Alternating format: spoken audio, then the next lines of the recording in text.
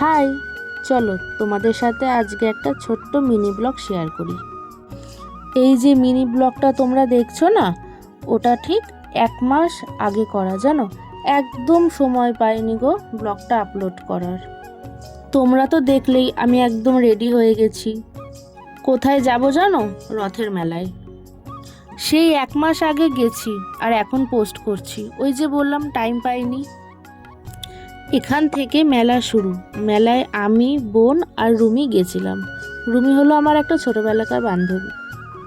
সেই দিনকে আমার মনে হয় একটু বেশি ভিড় হয়েছিল, জানো তো। কোনো দোকানের জিনিসই জানো তো ভালো করে দেখতে পাচ্ছিলাম না।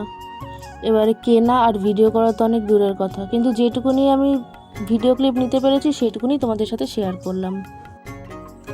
এই লাইটগুলো আমি প্রত্যেকটা মেলায় গিয়ে যেন ভাবি কিনবো, কিন্তু কেনা আর হয়ে ওঠে না।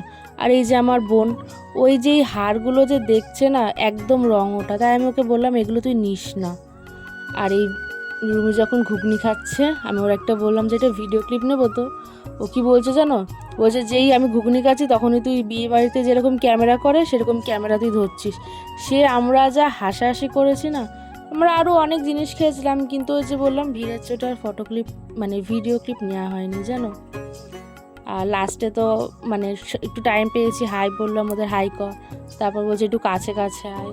তো এইভাবেই সময়টা কাটলো। যেটুকু সময় কেটেছে খুব ভালো কেটেছে। বাই।